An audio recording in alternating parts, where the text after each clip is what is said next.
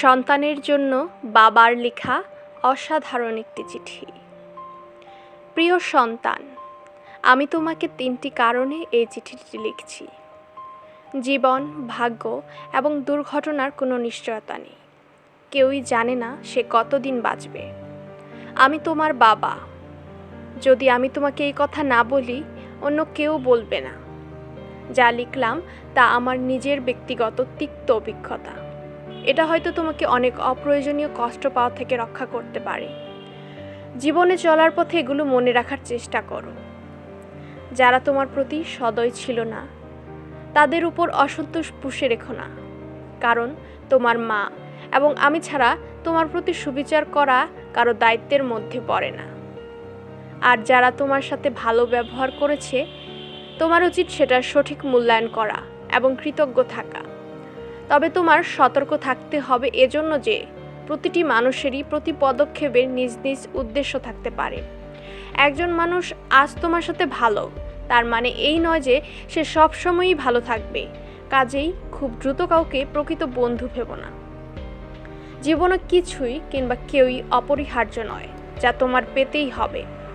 একবার যখন তুমি এ কথাটির গভীরতা অনুধাবন করবে, তখন জীবনের পথ চলা অনেক সহজ হবে, বিশেষ করে যখন বহুল প্রত্যাশিত কিছু হারাবে কিংবা তোমার তথাকথিত আত্মীয় স্বজনকে তোমার পাশে পাবে না। জীবন সংক্ষিপ্ত। আজ তুমি জীবনকে অবহেলা করলে কাল জীবন তোমাকে ছেড়ে চলে যাবে। কাজেই জীবনকে তুমি যত তাড়াতাড়ি মূল্যায়ন করতে শিখবে, ততই বেশি উপভোগ করতে পারবে। ভালোবাসা একটি ক্ষণস্থায়ী অনুভূতি ছাড়া কিছুই নয়। মানুষের মেজাজ আর সময়ের সাথে সাথে এই অনুভূতি বিবর্ণ হবে। যদি তোমার তথাকথিত কাছের মানুষ তোমাকে ছেড়ে চলে যায়, ধৈর্য ধরো। সময় তোমার সব ব্যথা বিষণ্ণতাকে ধুয়ে মুছে দেবে। কখনো প্রেম ভালোবাসার মিষ্টতা এবং সৌন্দর্যকে নিয়ে বাড়াবাড়ি করবে না, এবং ভালোবাসা হারিয়ে বিষণ্ণতায়ও অতিরঞ্জিত হবে না। অনেক সফল লোক আছেন যাদের হয়তো উচ্চশিক্ষা ছিল না। এর অর্থ এই নয় যে তুমিও কঠোর পরিশ্রম বা শিক্ষালাভ ছাড়াই সফল হতে পারবে। তুমি যতটুকু জ্ঞানই অর্জন করো না কেন, তাই হলো তোমার জীবনের অস্ত্র। কেউ ছেঁড়া কাঁথা থেকে লাখ টাকার অধিকারী হতেই পারে, তবে এজন্য তাকে অবশ্যই পরিশ্রম করতে হবে। আমি আশা করি না যে আমার বার্ধক্যে তুমি আমাকে আর্থিক সহায়তা দেবে, আবার আমিও তোমার সারা জীবন ধরে তোমাকে অর্থ সহায়তা দিয়ে যাব না। যখনই তুমি প্রাপ্তবয়স্ক হবে, তখনই বাবা হিসেবে আমার অর্থ সহায়তা দিবার দিন শেষ। তারপর তোমাকেই সিদ্ধান্ত নিতে হবে তুমি কি পাবলিক পরিবহনে যাতায়াত করবে নাকি নিজস্ব লিমোজিন হাঁকাবে, গরিব থাকবে নাকি ধনী হবে। তুমি তোমার কথার মর্যাদা রাখবে, কিন্তু অন্যদের কাছে তা আশা করো না। মানুষের সাথে ভালো আচরণ করবে, তবে অন্যরাও তোমার সাথে ভালো থাকবে তা প্রত্যাশা করবে না।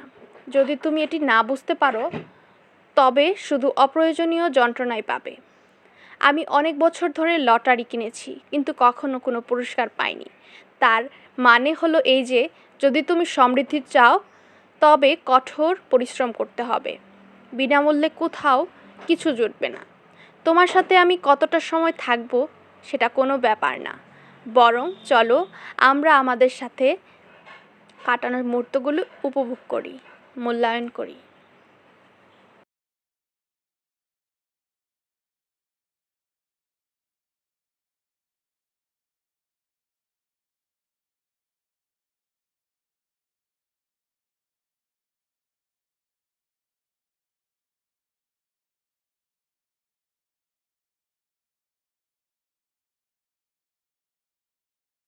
মূল্যায়ন করি।